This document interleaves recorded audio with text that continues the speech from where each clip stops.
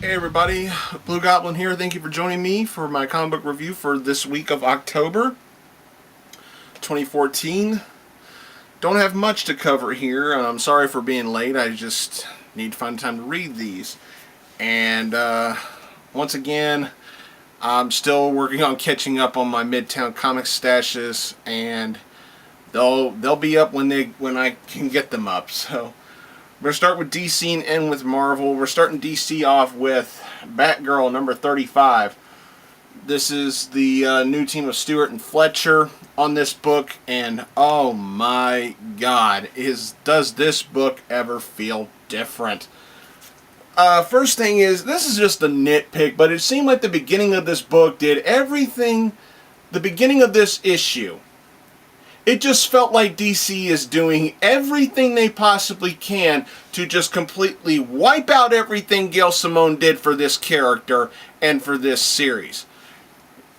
Any big fans of Barbara's roommate Alicia? Fuck you. DC don't want you around anymore. They not only shoved Alicia off, who was an interesting character who could have really they could have really did some good stories with her and everything like that. Now let's just move Barbara in with a bunch of social media addicts who are constantly on social fucking media, where it's rip-offs of Instagram, Facebook, and Twitter and all that shit. And let's make Barbara, let's reveal her actual age. She's 21 years old at this point in time, yet she looks like she's only 14, or hell, it's even implied here, I think they said she's like 13 or something like that. But wow, does this book feel so much different. I mean, there is a humongous emphasis on the word girl in this fucking issue. It's like DC completely forgot that this character could apply to any fan base imaginable. The men, the women, the boys, the girls, the straights, the homosexuals. I mean, this is a character that they really can expand the horizon. That's why I loved it when Gail Simone was on it. Gail has a talent for, trying to connect to any demographic that's possibly, that can be grasped.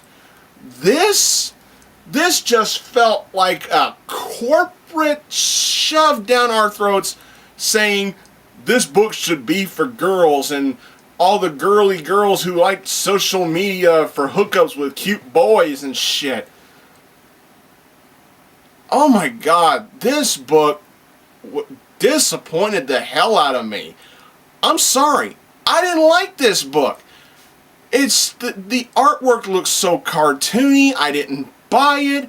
With the storytelling they were trying to get out through here, I mean, don't get me wrong, there were a couple of good moments in here, but overall this book was a big letdown. I give it a 2. Next up, we're going to Batman number 35. This is the first part of Endgame and everything. First of all, why the fuck is this book $5? Is this worth $5? No. To me, I think they just slapped on a $5 price tag because of the cliffhanger at the end of the first story. And that's pretty much it. Because of who they're building up returning. Bruce is at odds with the Justice League more than ever before, to the point where the Justice League is actually trying to kill him. And that's all I'm going to say. I'm not going to spoil anything else. It's just the cliffhanger was great. But I think that is literally the only reason why this book is $5. Because, we're going to give them a monumental cliffhanger. $5. Fuck you, DC. I give that book, it was good, but overpriced, and there was no real reason for it to be overpriced. So I give it a 3.5. Moving on to Earth 2, number 27. No, my Earth 2 counterpart has refused to come back on camera because of this issue.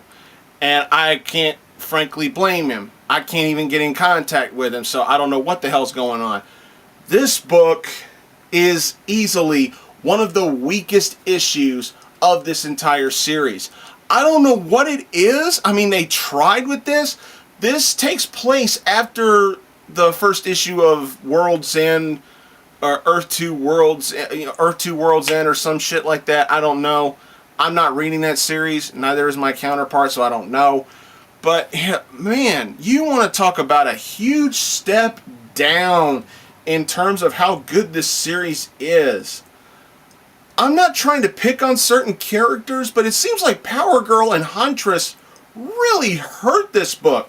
Because as soon as they come in, we get more tropes, more story angles that we've seen done to death before. The family at odds because they really don't know each other. And then again, then we have Power Girl with the forced fucking romance with the new Superman. Oh, they grew up together on Krypton and they found each other, so of course they're gonna fall in love. Give me a fucking break. DC has really let me down this week. This was ridiculous. I mean, were there some great moments in here? Yes. But for what it was, overall, I'm not impressed. They could have done so much better than this. I'm not trying to, like I said, I'm not trying to single out certain characters, but Power Girl and Huntress really hurt this book. They really did. And it kind of shows when I read this. Why does Power Girl need to be in a relationship with this new young Superman? Why?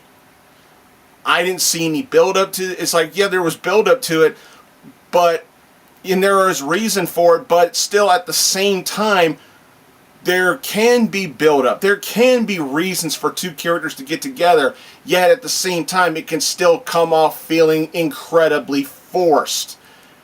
You need to give the readers time to take this in and say, okay, I need to care about these two, but I don't need to be told to care. If you don't care, then you don't care. If you do, then you do. If you like that Kara and the new Superman are apparently going to be an item, if you like that, great. That's fine. But me, I just don't care. I give this I'll be nice though and give it an average score 2.5. We're ending DC off with Green Lantern Corps number 35. This was easily the best book DC put out this week, and that's not really saying much because this just came off feeling the same as Green Lantern the previous issue did. It's like the Corps are going against one of the new gods and they get their asses kicked. It's pretty much all this was. I do love the cover, this monster variant cover. That's probably the best thing about this issue. But overall, I get what DC's doing here with the whole, Godhead storyline. I get it. But for me, it just feels like we've been down roads like this before with the Green Lanterns. Antagonist A complains to Lantern B that they have a weapon that they don't comprehend. I mean, we've heard this before. We heard this before with Relic. We've heard this before, with the previous Guardians and all that shit. I mean, we've seen storytelling like this done before multiple times with the Green Lantern Corps. Why is this supposed to feel any different? However, with that being said, there are some great moments in here. There's some more explanation. There's some more build to the antagonists, which are the new gods at this moment. And we get to see some really good stuff from John and his particular band of Green Lanterns. This was actually pretty good. Not bad, just not great. I would be generous and give this a 3.5. It was I don't know if this was exactly better than Batman, because Batman had a great cliffhanger. It's just Batman was hurt with an unjustified price tag. This worked for me. I give it a 3.5, but in a good way. I thought it was good. I thought it could have been done a little bit better, but for what I got, I was happy. All right, we're moving on to Marvel. We're starting off with The Amazing Spider-Man number 7. Dan Slott, why are you doing this to me? Okay, Peter is now working with Ms. Marvel. Fine, great, whatever. Giuseppe Camuncoli is doing the artwork. Thank God we got somebody else doing the artwork. Let me just repeat myself here. I don't fucking care about Peter and Silk. I don't fucking care about this relationship. I'm still waiting to fucking care. With that being said, they were trying to go with a more comedic approach to how close they're getting to because of their pheromones or whatever the fuck. I don't fucking care. To me, it's like the last issue, Silk looked more like a bigger hero than Peter did, and in here, Silk just takes a hike because Anna Marie can't take how horny they are together. The whole pheromones and shit. Get the fuck out of here with this. And he's teaming up with Ms. Marvel, and there's moments in here where Peter is not thinking clearly. Peter is now becoming a little arrogant with how he should be Spider-Man.